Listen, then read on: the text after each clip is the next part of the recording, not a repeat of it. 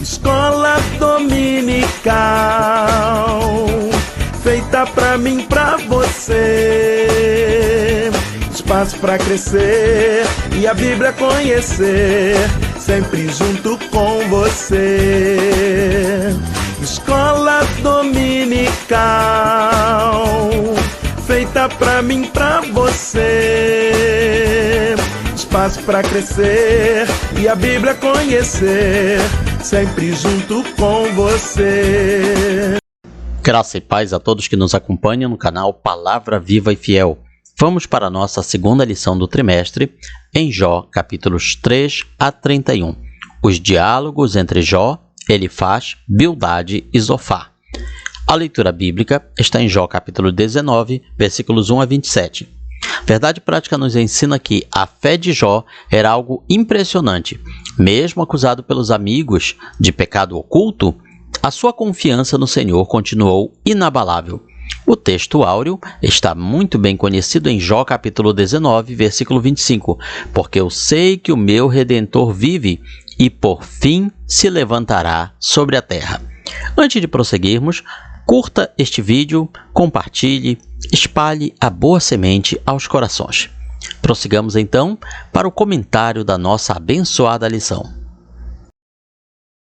A introdução do comentário nos fala que, após uma semana inteira de silêncio, foi interrompida pela lamentação de Jó no capítulo 3 do livro. Então, seus três amigos, Elifaz, Bildade e Zofar, sentiram-se compelidos pelo pessimismo de Jó, o seu desejo de morrer.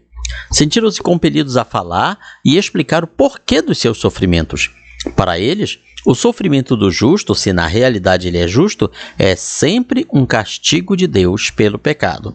Veja que o pensamento destes amigos de Jó não é muito diferente dos dias atuais, em que vemos uma pessoa sofrendo e queremos indagar, perguntar, questionar, investigar os motivos do seu sofrimento. Porém, nesta lição nós veremos que todos os pensamentos, todos os questionamentos e investigações humanas estão sempre aquém da realidade. Afinal, no caso de Jó, não era um castigo de Deus pelo pecado, mas sim uma provação para que a sua fé fosse mais elevada, fosse mais excelente.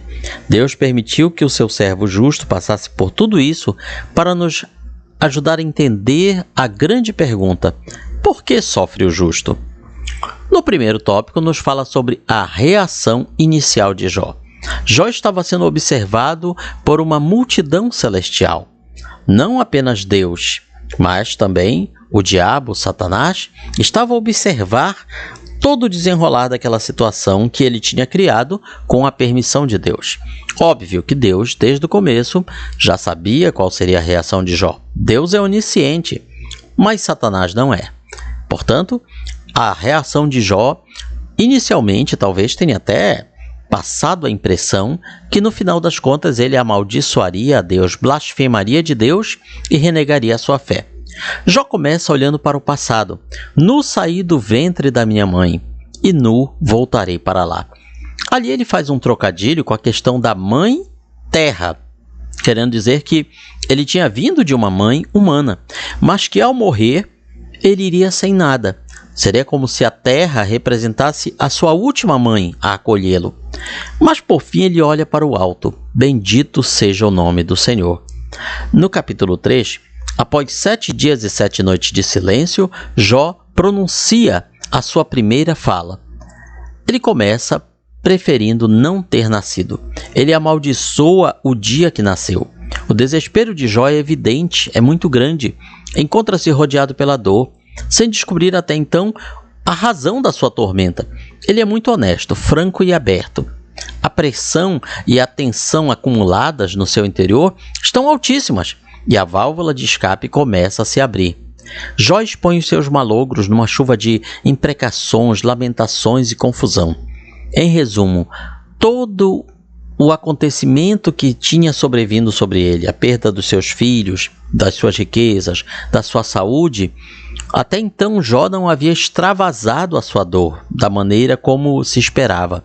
Agora ele abre a sua boca e desabafa tudo aquilo que lhe ia no coração. Uma maldição é lançada sobre o futuro, ou seja, Jó estava dizendo que o dia que ele nasceu, que dali para frente fosse um dia terrível, um dia amaldiçoado, dali pelos séculos afora. Porém, ele volta atrás. Ele gostaria que o dia do seu nascimento tivesse sido eliminado, nem sequer aparecido no calendário do ano. Ele gostaria que fosse um dia amaldiçoado, estéril, que não tivesse havido nem concepções e nem nascimentos. Nascimentos bem-sucedidos, diga-se de passagem. Jó caiu em um pessimismo, supondo que a própria existência fosse o mal.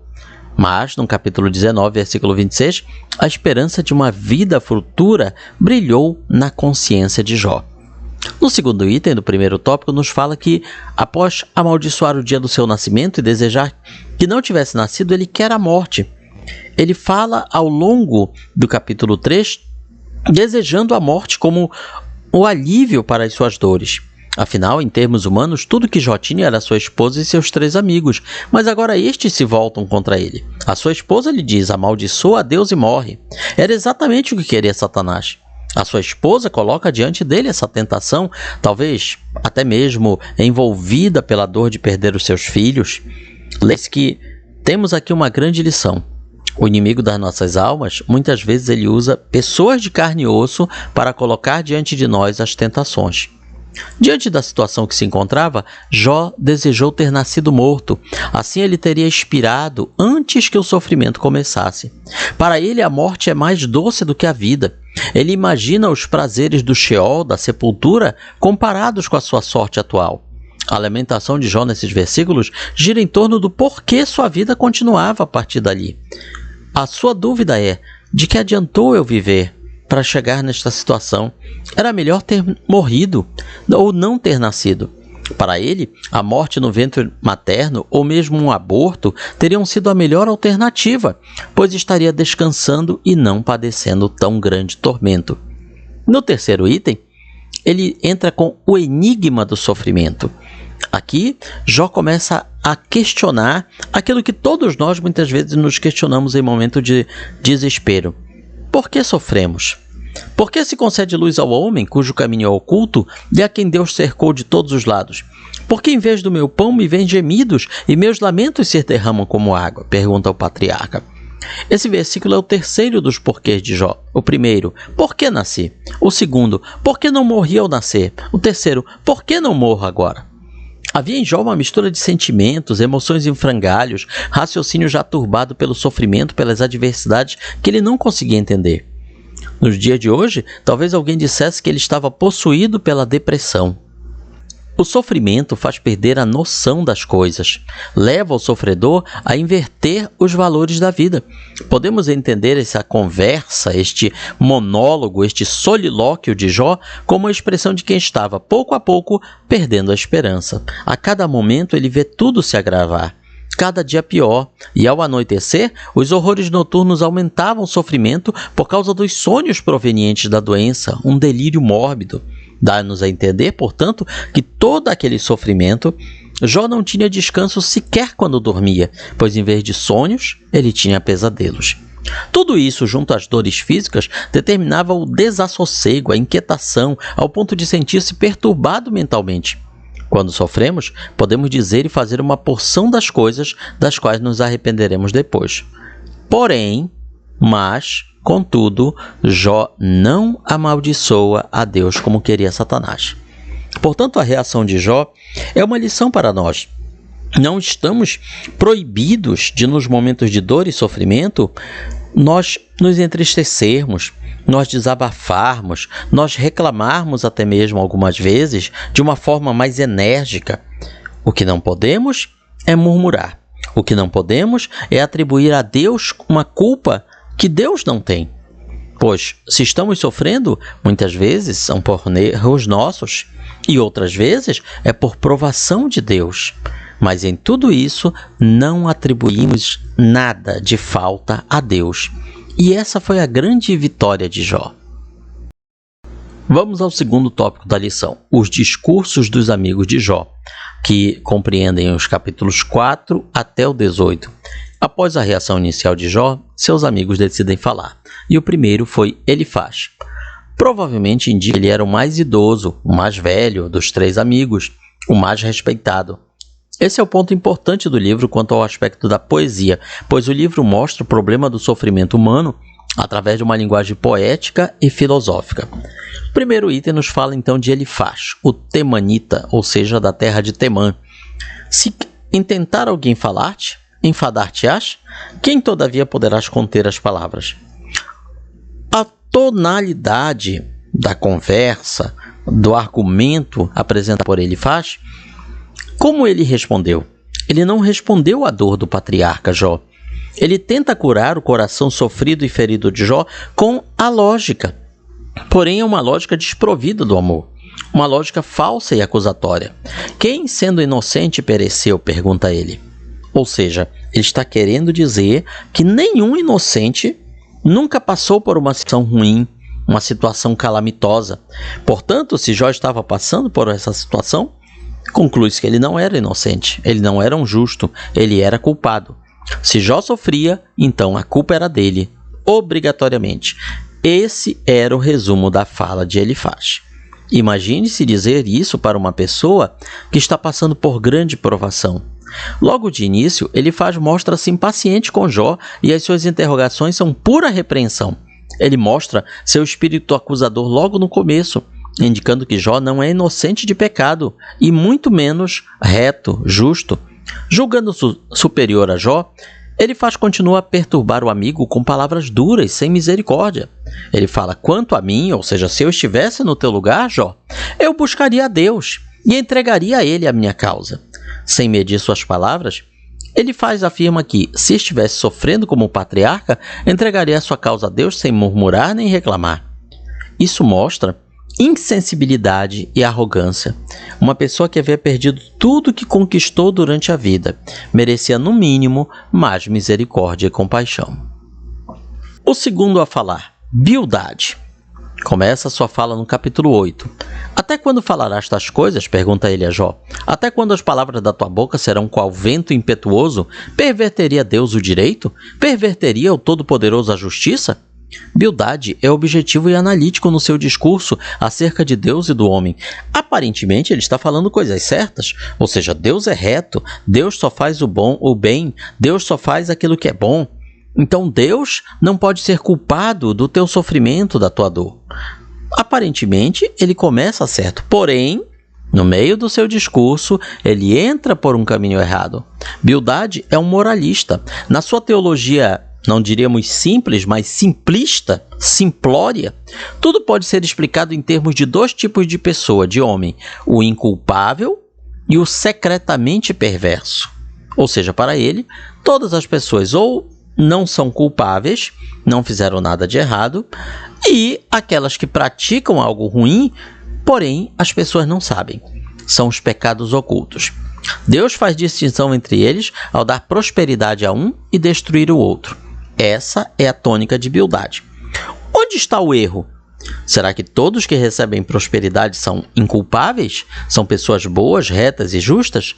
Não, na verdade não. Muitas vezes o justo sofre, o justo passa por provações tremendas. E muitas vezes aquele que é perverso, seja secretamente, seja manifestamente, também tem prosperidade.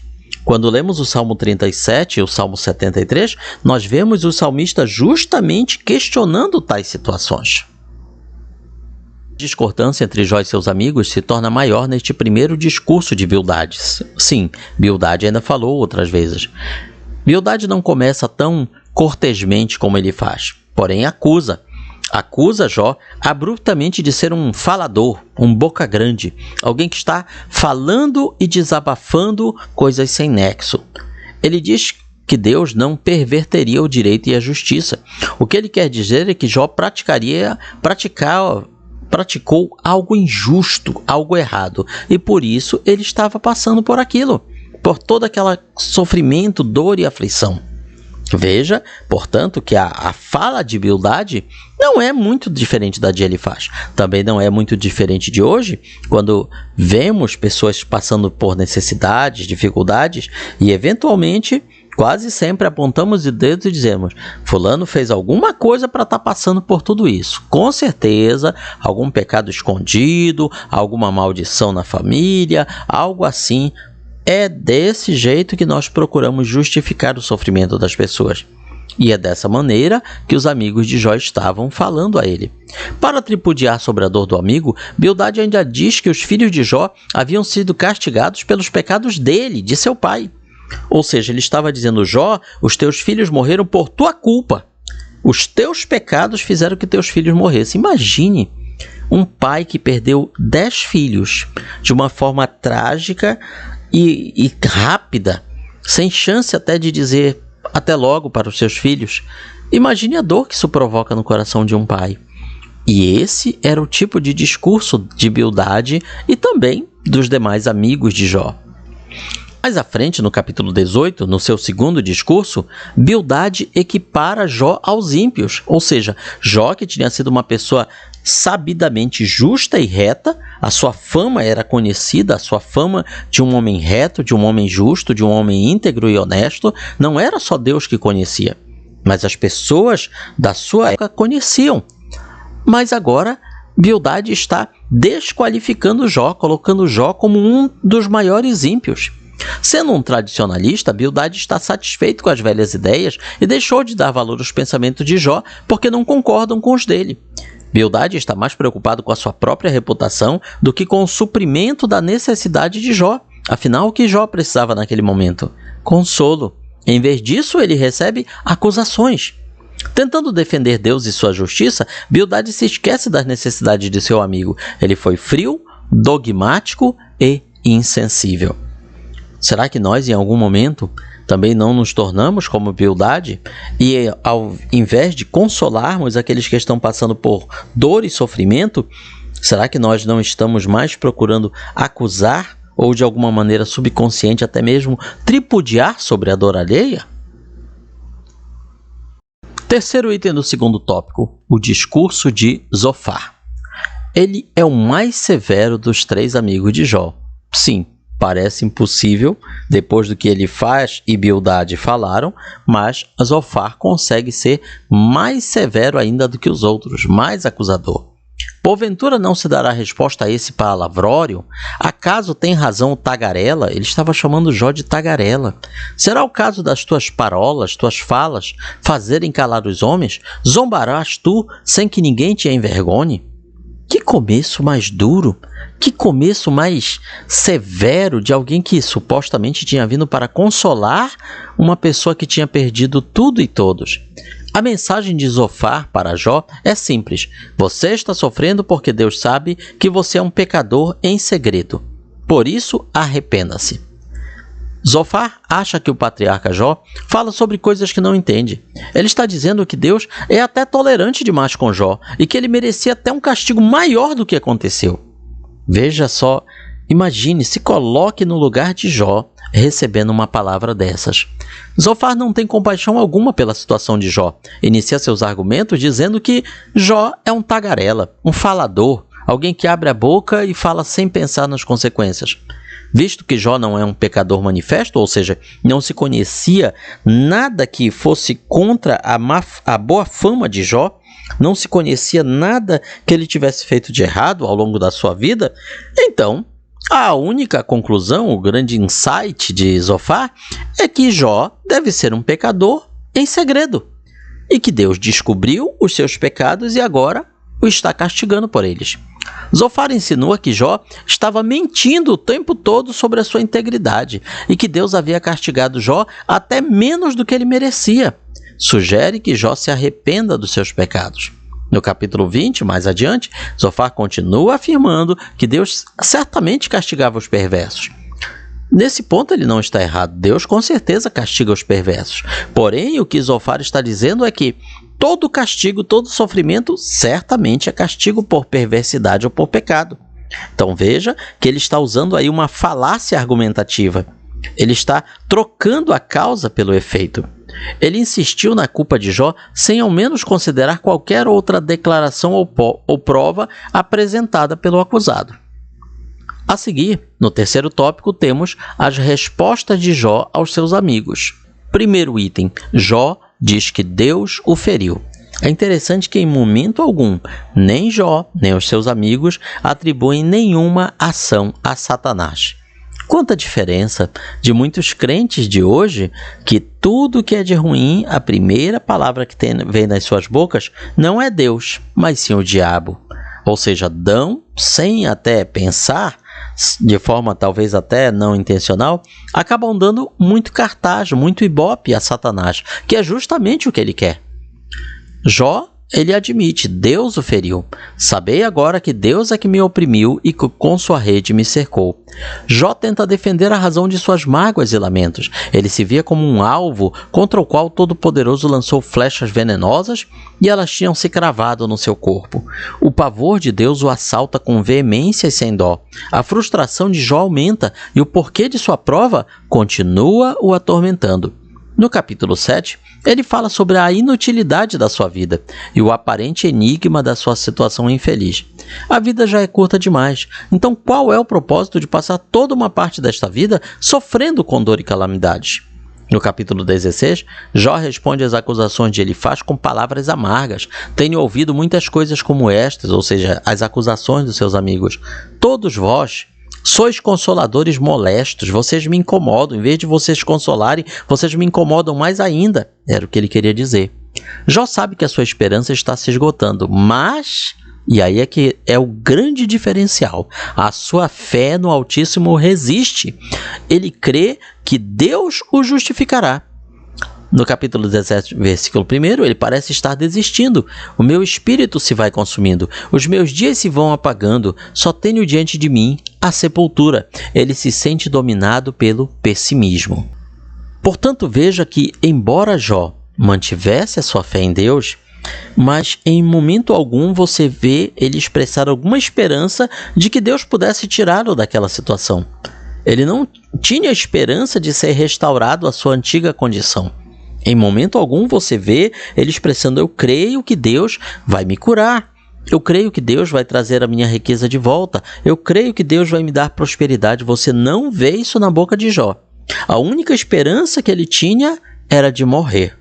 Ele queria que Deus o matasse para acabar com seu sofrimento. Também veja que em momento algum Jó cogita tirar a sua própria vida. E isso é um grande... No segundo item desse terceiro tópico, nós temos talvez a frase que resume todo o livro de Jó. Porque eu sei que o meu Redentor vive e por fim se levantará sobre a terra. Depois, revestido este meu corpo da minha pele, em minha carne verei a Deus. Neste discurso, a fé audaciosa de Jó chega ao clímax. As famosas palavras, eu sei que o meu Redentor vive, salta para estas alturas a partir de um estado de desespero causado pelas repreensões dos seus amigos, pela sua devastação por Deus e pelo seu sentimento de total abandono. Sua certeza da vindicação final brilha com maior fulgor ainda contra este fundo escuro. A esperança de Jó é vivificada. Ele afirma o que sente no seu âmago. Ele demonstra confiança absoluta no Senhor e uma certeza impressionante concernente à vinda do Messias e à consumação da salvação de Cristo dele no devido tempo. Aqui nós vemos que o Espírito Santo como que deu um flash para Jó daquilo que ainda iria acontecer no futuro. Ele não tinha todo o conhecimento sobre o que viria, mas ele tinha uma certeza: o seu Redentor vive.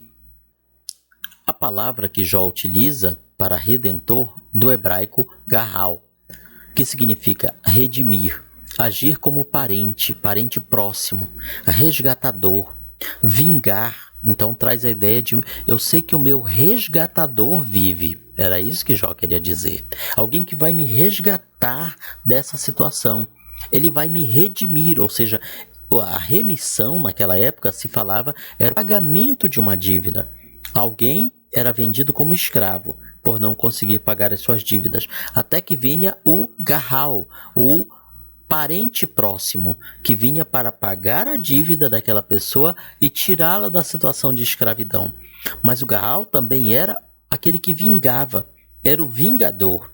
Era aquela pessoa que vinha tomar satisfação sobre a injustiça que foi praticada contra alguém. Era alguém que vinha para reivindicar. Era esse tipo de ideia que Jó tinha ao usar a palavra redentor. Não era simplesmente a redenção tal como nós cristãos entendemos. Ele estava dizendo: eu sei que o meu resgatador vive, eu sei que o meu vingador vive, eu sei que o meu remidor vive. Essa era a esperança de Jó.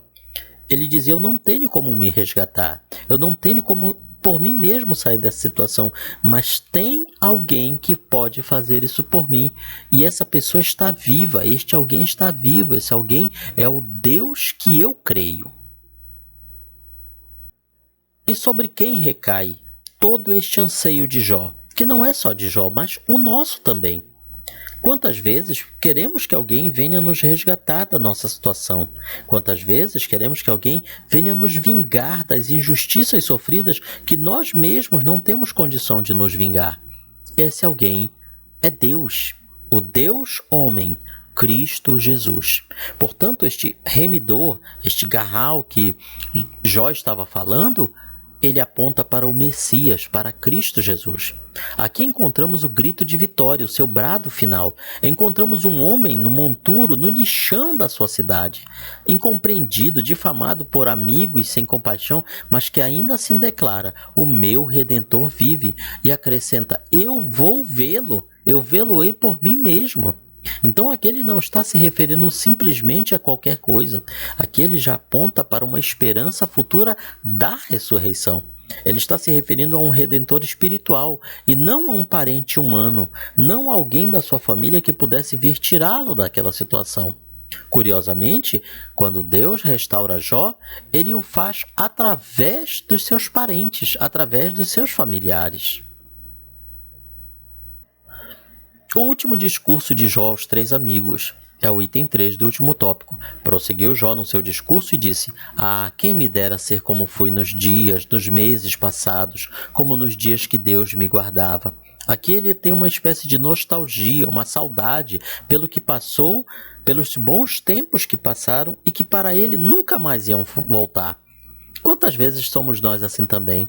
Passamos um bom tempo e depois vem um tempo de dificuldade e nós não vemos mais esperança de voltar àquele bom tempo que passou. Os capítulos 26 a 31 constituem o último discurso de Jó em resposta a seus 3 amigos. Ele começa novamente defendendo sua integridade, depois prossegue relatando o fim dos homens corruptos, ou seja, dizendo: no final das contas, os maus serão castigados. As suas últimas declarações voltam aos dias do passado, lamentam a infâmia que agora sofre e relembra sua justiça anterior. Em momento algum de todo este arrazoado, de todas as suas falas, em momento algum, Jó blasfemou contra Deus. Satanás estava aguardando que ele cometesse esse pecado, o pecado de injuriar, de difamar a dignidade de Deus, mas Jó não incorreu nesta iniquidade, por isso o inimigo perdeu a batalha. Concluímos com a nossa aplicação pessoal. Se estivéssemos no lugar de Jó, como agiríamos? Sejamos constantes em confiar no Senhor, mesmo quando não entendemos os seus métodos. Portanto, todo o sofrimento, toda a lição de Jó é uma enorme, gigantesca, infinita lição para todos nós, estejamos ou não passando por momentos de sofrimento e provação. Aqui está, portanto, um resumo da nossa segunda lição do trimestre do Programa de Educação Cristã Continuada. E na sua escola bíblica dominical, você vai aprender muito mais. Comente, curta, compartilhe este vídeo, espalhe a boa semente aos corações.